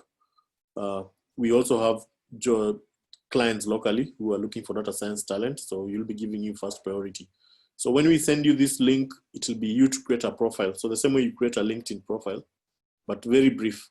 Just put a paragraph about your profile and then your photo and then your availability. Yeah, so it will be a very independent platform, but it will have its own demand and supply pushed. Then we are going to open up some business consulting opportunities for those of you who are interested to do moonlighting. So if you have some skills that you feel like you need to give up, we have that accessible. We have a documentaries platform. I can just show you that platform. I think so this is the e-learning platform. I've shared the links of it on the chat box, so you can just be going in there to check what you're expecting. Yeah, but this is the link of we've not put in the content yet, so it's still being finalized, but this is how it will look like. When you go there, you can be able to select the courses. So we have over 70 courses that we've designed under these 3 themes: technical, industry, and professional. And then you can choose what your level is: beginner, intermediate, then advanced. Then you can check the course. Yeah, so that's that. Let me check on this other one. So this is the free documentaries platform. So we've compiled a list of documentaries that are necessary because as James was teaching, he was referring to some documentaries or movies you can watch that are able to reinforce these concepts that we learn in class. So when you go there, you'll find a compilation of movies that you can watch. So I think there are about 70 now. So we've put the links of them on YouTube. You can find them also on other platforms like Netflix, or Amazon Prime. Just check the movie, you can watch it. We give a short description of what it is. These movies are they are pretty much around AI, robotic process automation, artificial intelligence, and you'll be surprised to know that you know, a lot of these movies, some of them are even done in the 80s. They were futuristic and looking at how, for example, mathematics is used to solve decisions. So make use of your time. It's important that you occupy yourself with the right information all around, and seeing some of this gives you the application, some of the applications in the real world. Yeah, so we also appreciate some feedback. So this platform has a commentary section. Yeah, when you do some of the courses we've designed online, we'll be giving you assignments to go and watch a movie and come and write a summary about it as part of the learning. Yeah, so just feel free to give us feedback of what you find. And if you know any other movie that's not listed here, also, yeah, please let us know so that we can include it. Yeah. So the that's interesting thing with this is you will watch it the first time and you don't know much on maybe machine learning. There are a lot of things you'll skip. But next time you watch it, then you start realizing that they were actually talking a lot of sense. Yeah. Yeah. Very, very beautiful for learning. Then there's also another platform called Curiosity Stream. It's a platform such as Netflix. You can set up an account. It's much cheaper. It's 250 bob a month, but you'll find a whole load of documentaries there on mathematics, logic, philosophy, psychology, real stuff that actually is driving the usage of these technologies that we're learning here in class. Yeah. So remember, we are preparing you to be business leaders. So having a view of those real world applications is on one side, then having the technical ability to execute them is on the other side. So those skills will help you even when you go for interviews and talk about case studies, use cases. It helps open up your and broaden the scope of your grasp in these terminologies and applications.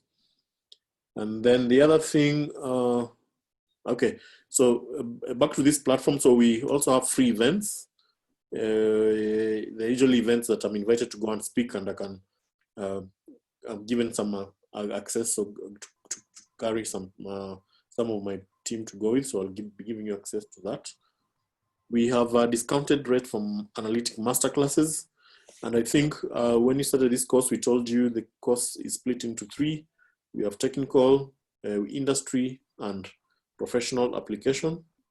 So if you look at this link that we've put the courses, you know, whether you masterclass.co.ke, you'll find there's some courses here, like for example, banking analytics, finance analytics, human resource analytics. And you might wonder what is the relation between this and what you've studied. So what we've studied is a technical course. So it helps you fit and apply those concepts in your context. So for example, if you're coming from a banking background, yeah, you'll be able to see the applications of how you're able to solve banking problems.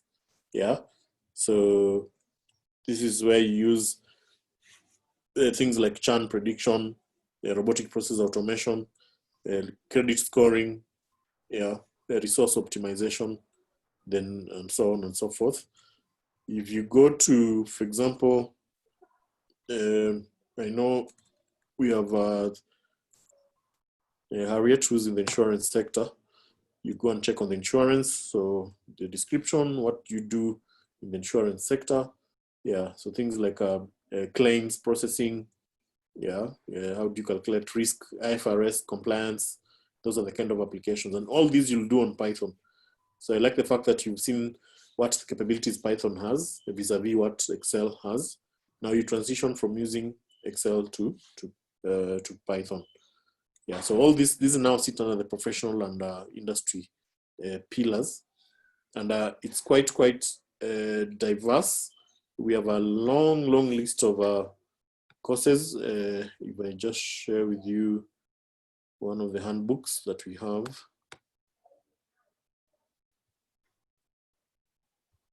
And just open here.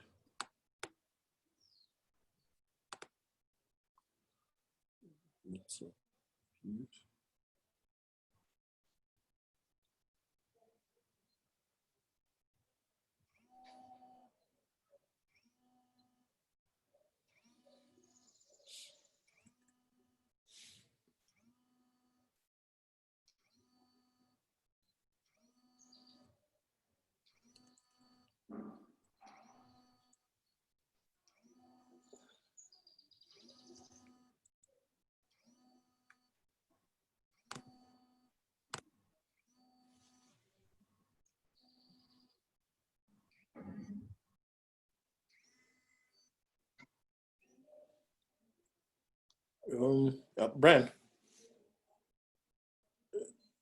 Hello? Just hold on.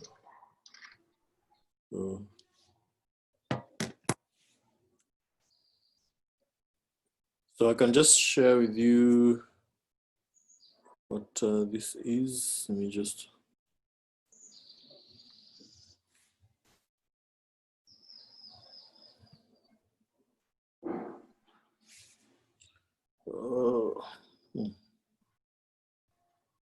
Go back to the sharing.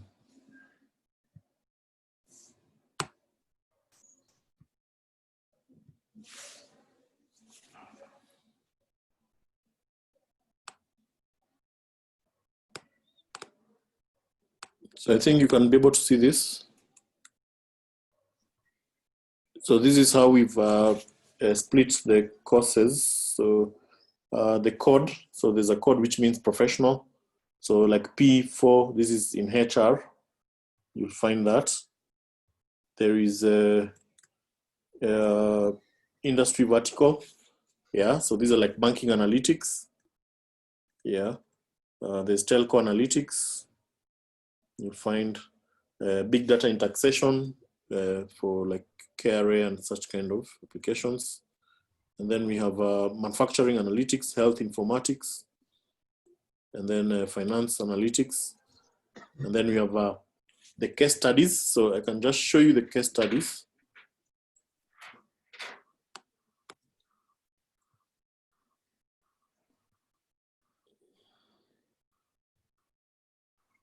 Open this.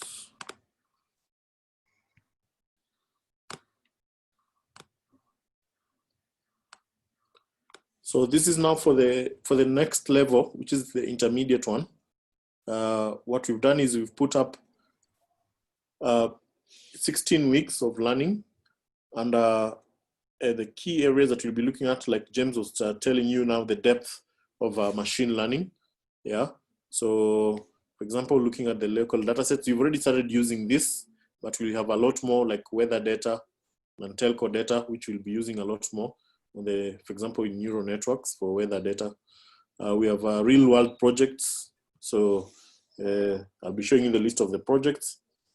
There's mentorship support, like for real work application.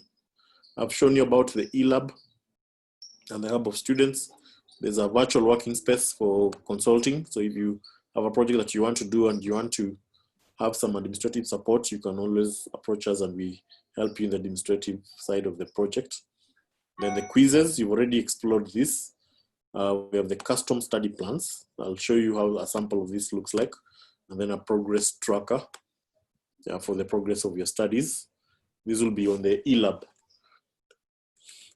Yeah, so this one will be shared to you via email, but this is how it looks like. Week 1, week 2, week 3.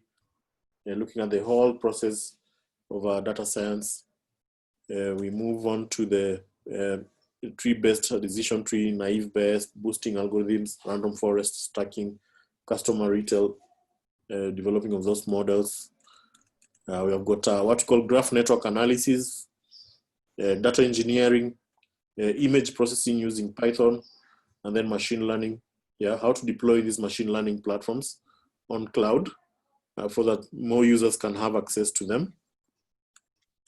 Yeah, we'll show you, for example, how do you put your notebook so that someone who doesn't understand Python can easily access the analysis work that you've done. So that's really the most important part, especially when you're working, we call them consumer-facing data scientists. You're not a data scientist in a technical department, but you are sitting, for example, in HR, finance, marketing, and you work with other users. So how do they access your models? You'll not be sending them the Python notebooks, but you create an interface for them to access.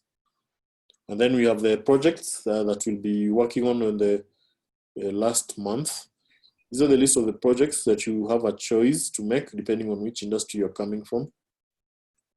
There's for banking, telco, customer, yeah, for the energy consumption, used car price, loan prediction, detecting credit card fraud. There's also for medical, skin cancer detection. And then also we have case studies. So we look at the Airbnb case studies. How was it built? How did they build the recommendation engines? We look at LinkedIn. How does LinkedIn build its recommendation engine? Facebook, how does Facebook work? What's the recommendation engine for the friends you may know? They have actually open sourced a lot of their technologies. Facebook just last week open sourced their image recognition algorithm, and we already have access to it. It's something that we want to also to show you and teach you in class. How do you build an open source image recognition model? There's PayPal, yeah, so Uber, very key technologies that we use on our day-to-day. So we'll be looking at how do we use this to develop our in-house solutions. Yeah, so let me show you something else here about the course.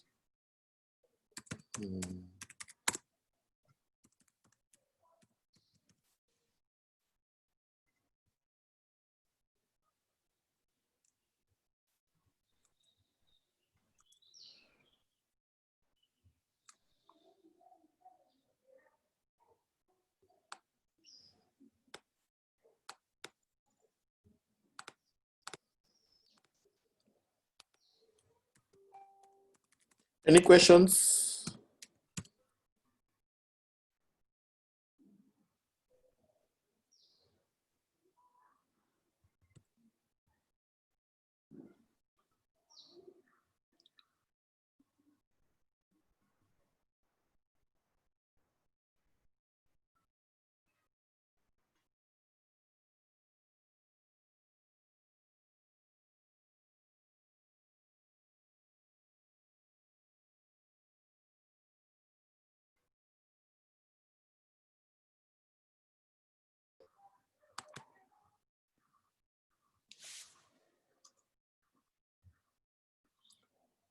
Good.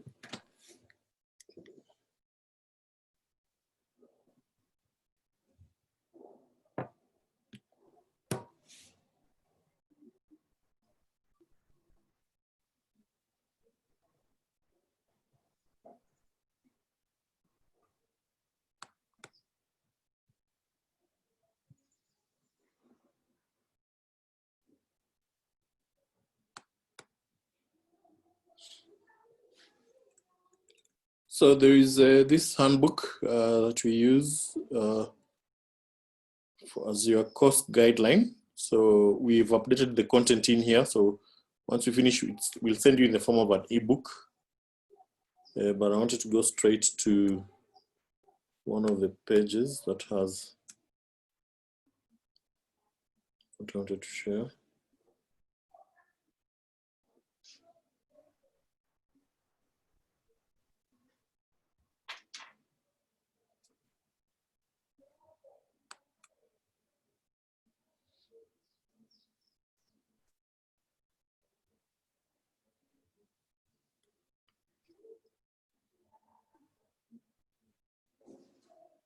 I think I'm looking at an older version. Just if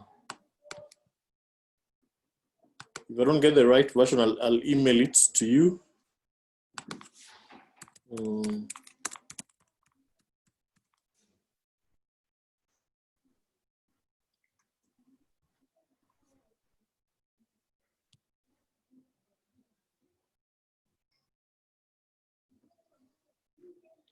I think I'll email it to you. Can't find the updated version. Yeah, but it has a learning path. So the learning path is what other things that you need to design, which you'll design for you in terms of what do you do next, month 1, month 2, month 3, month 4, all the way to 12 months. So that at least you have an all-round appreciation. So I think going back to this, the other thing that I wanted to mention was you have an access to data science community database, and then free diagnostic tools. Yeah, I know we haven't shown you some of this, but if you go to our website, there's a link of many tools that you can use. For example, if you want to analyze finance data, HR data, marketing data, customer data. So this platform for 4IR has got access to those tools. There's career disruption diagnostic, there's data science, career fitness diagnosis. There's a procurement sandbox, something to help your procurement department source for data science software. Data science trainers toolkit. If you want to move into training, yeah, so we give you a training, TOT, training of trainers toolkit that can help you get started in that training journey. Then we have a interviews framework. Yeah, so if you want to interview data scientists in your department, so we give you interview questions, the responses to expect, and how do you test them for their competency. And then data science toolkit for leaders. This one you can share with your bosses also. Yeah. The other thing is virtual or physical office space. I think you had an opportunity to visit our offices. So once this COVID is over, we were expanding that space, and there's a section of it which will be for virtual offices. So as I mentioned, one of part of this course is to train you to be consultants. So if you're looking for a place to start your consulting practice, just feel free to, yeah, come, and you can be able to baby your consulting gig, so at least you move on, and don't feel restrained that you don't have an office. You have the virtual office space that we can share with you. Then the last part here is access to the living book. So this is the book that I've shown you there. So it's not an updated version, but we are putting it as an ebook, and it will be used for your learning and referencing, and then also for continuous upskilling. Then the last part that's not here is we have developed an app, a mobile app. So that app will have 3 important functionalities. So first, it will be for managing the e-learning content. You can be able to learn on the go. Then secondly, it will be used also for managing the subscription, and all the platforms that I've shown you here will be accessible through that platform. And then lastly, it will be used for data collection.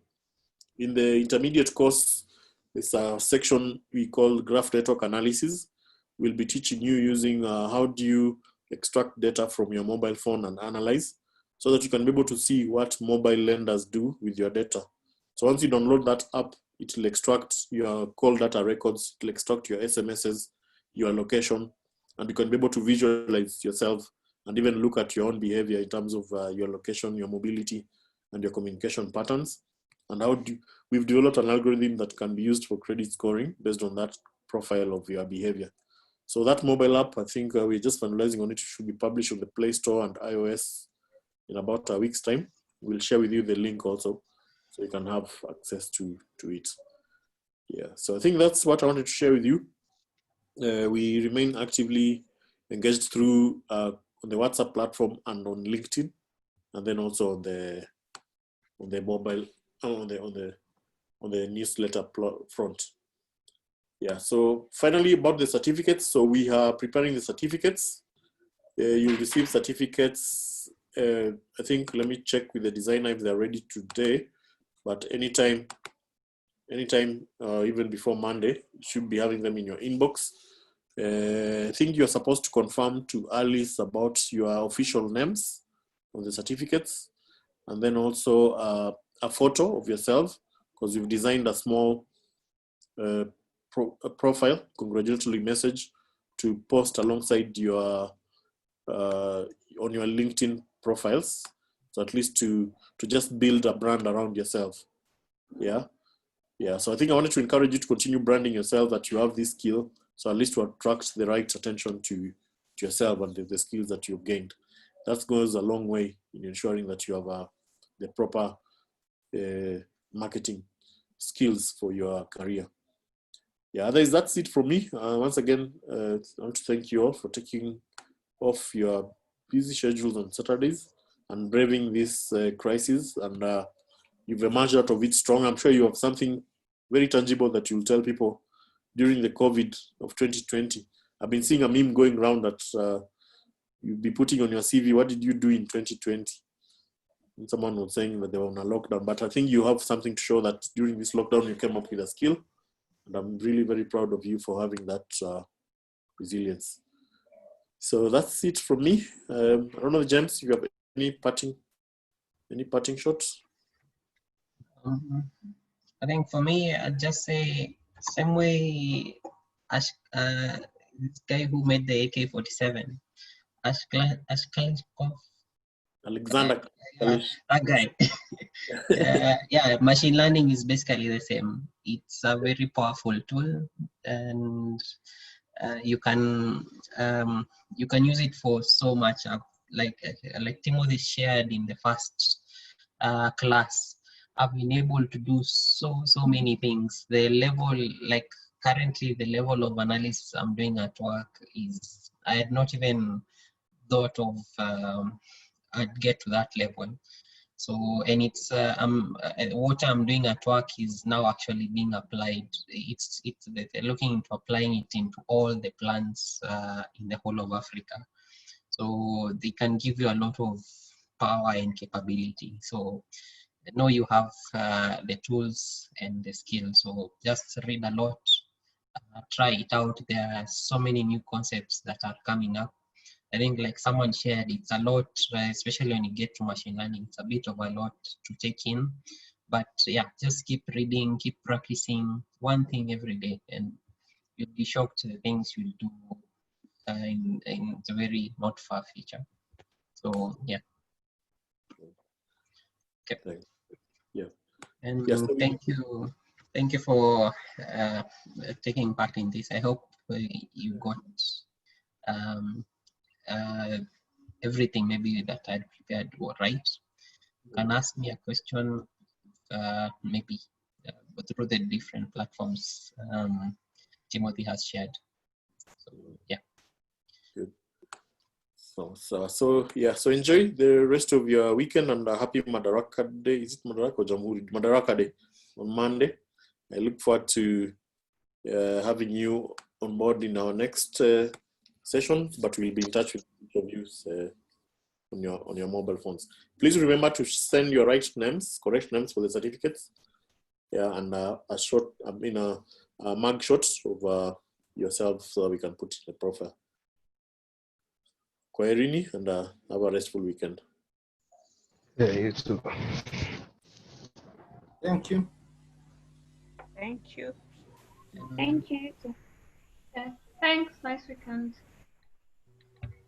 Thank you. Thank you.